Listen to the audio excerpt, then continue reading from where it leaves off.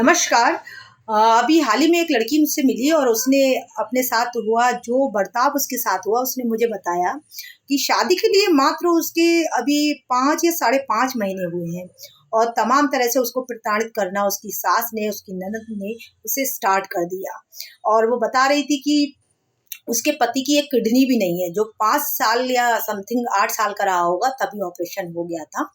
तो ये भी उससे छुपाया गया, ये भी नहीं बताया गया। और बता रही थी कि वो रेलवे में है और अच्छी खासी उनकी तनख्वाह है, लेकिन इतना लोन ले रखा है कि मात्र 7,000 ही तनख्वाह उसको मिल पाती है।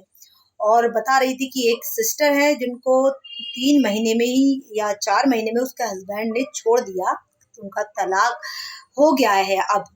तो वो बोल रही थी कि वो भी वहीं रहती है और दूसरी जो ननद है, वो भी वहीं आती है और जाती रहती है और दोनों कान ऐसे भरती रहती हैं सास के, ताकि ये भाभी यहाँ ना रहे करके। तो मैंने कहा ऐसा पति को नहीं लगता कि हम ऐसा क्यों कर रहे हैं, क्योंकि घर गृहस्थी और परिवार तो तुमसे ही चलेगा। तो वो बोल रही थी कि नहीं मैडम, अगर उनको लगे तो ये इतना सब क्यों होगा। तो मैंने कहा अभी शादी को टाइम ही आपका कितना हुआ है। तो वो बोल रही थी कि वो ये कह रहे थे कि कुछ भी हो, मैं तुझे छोड़ सकता हूँ लेकिन अपनी बहनों को नहीं छोड़ सकता। तो न उसने लड़की ने कहा कि मैं नहीं चाहती कि आप अपनी बहनों को छोड़ें, लेकिन आप ये भी सम्मान अपने पास रखिए और आप मेरा भी तो ख्याल करिए। उसके पापा ने, उसके जो है पापा उसके, तो वो काफ़ी स्वास्थ्य विभाग में हैं, तो उन्होंने काफ़ी अच्छा पैसा भी खर्च किया है शादी में।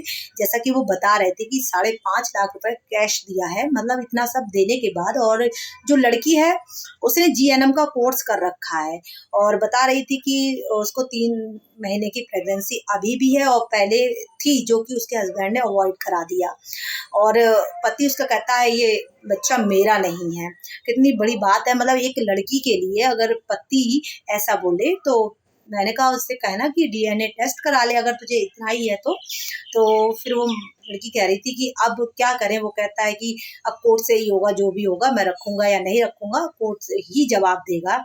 लेकिन अगर कोर्ट ही जवाब देगा तो तुम क्या करोगे। ऐसे में सवाल उठता है कि एक लड़की की क्या इज्जत वापस आ सकती है। अगर यही सब आपकी बहनों के साथ हो रहा है तो क्या आपको अच्छा लगता होगा। और अभी शादी को कुछ भी टाइम नहीं हुआ है और अभी से रंग इतने दिखाने स्टार्ट कर दिए हैं। और कितना भी ये दहेज के लोभी जो लोग होते हैं ना, इनको कितना भी देते जाओ, इनका जो खाली कुआं होता है वो भरने का नाम लेता ही नहीं है। और बता रही थी कि अभी तीजे दिन तो उसने अपना लहंगा मांगा पहनने के लिए, वो तक उसे नहीं दिया। और जब वो पुलिस के द्वारा वहां जाने की उसने कोशिश की तो बाहर से ताला लगा दिया, बोले कि अंदर कोई नहीं है। तो इस तरह के मामले जब सामने आते हैं तो वाकई बड़ा अजीब लगता है कि बताइए, लड़की भी इतना पढ़ी लिखी है, वेल एजुकेटेड है और इतना सब होने के बाद पापा ने भी अच्छा खासा पैसा खर्च किया है शादी में। सब कुछ होने के बाद भी उस लड़की को प्रताड़ित किया जाता है। नहीं कहते हम कि अपनी बहनों का सम्मान मत कीजिए, नहीं कहते कि अपनी बहनों को मत रखिए, ज़रूर रखिए, लेकिन जो लड़की को आप ब्याह कर लाए हैं, शादी कर लाए हैं, वो इसलिए लाए हैं कि वो आपके साथ रहे। और आप उसको छोड़ सकते हो तो ये शादी करते ही क्यों हो, जब छोड़ना ही है तो करना ही नहीं चाहिए।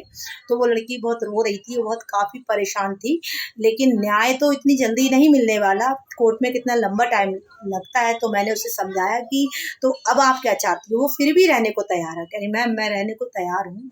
तो मैंने कहा ठीक है, आपके हस्बैंड से बात करेंगे और चाहेंगे कि आप लोगों के जो रिश्ते हैं आप लोगों के वो बने, क्योंकि हमारा मकसद है रिश्तों को बनाना, रिश्तों को तोड़ना नहीं।